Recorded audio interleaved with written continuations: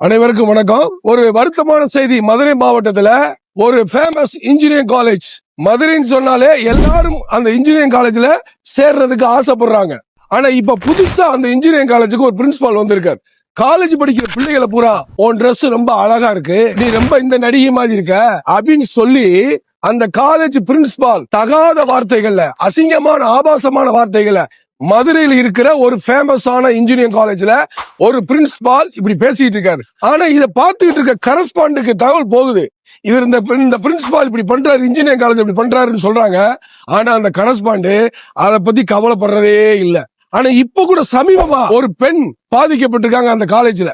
தரக்குறைவா tease பண்றது, பிள்ளைகளை வர்ணிக்கிறது, teachers யார் அவங்களுக்கு லெக்சரர்ஸ் ஒத்து வரலையோ அவங்கள பழி வாங்குறது. அந்த ஃபேமஸ் மதுரையில் இருக்கிற இன்ஜினியரிங் காலேஜ் எல்லாரும் பேச சேர துடிக்க அந்த இன்ஜினியரிங் காலேஜ். ஆகவே இதை பார்த்து கொண்டிருக்க கரஸ்பாண்ட் அவர்களே, தமிழக செக்ரட்டரி, ஹையர் எஜுகேஷன் செக்ரட்டரி அவர்களே, மதுரையில் இருக்க அந்த ஃபேமஸான இன்ஜினியரிங் காலேஜ் பிரின்சிபால உடனே சஸ்பெண்ட் பண்ணுங்க. ஒரு கமிட்டி போட்டு விசாரிங்க. அந்த காலேஜ்ல எத்தனை பெண்களுக்கு இழிவு நடக்குது, ஆபாசம் நடக்குது. போஸ்கோ வழக்குல அந்த பிரின்சிபாலை கைது பண்ணக்கூடிய சூழ்நிலையும் இருக்கு.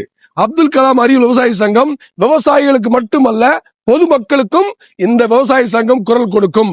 இதை பார்த்து கொண்டிருக்கிற ஹையர் எஜுகேஷன் செக்ரட்டரி அவர்கள் அந்த ஃபேமஸான காலேஜ் பிரின்சிபால் மேல போஸ்கோ வழக்குல நடவடிக்கை எடுக்க வேண்டும் என்று அப்துல் கலாம் அறிவியல் விவசாய சங்கத்திலிருந்து நாங்கள் கோரிக்கை விடுக்கிறோம். நன்றி, வணக்கம்.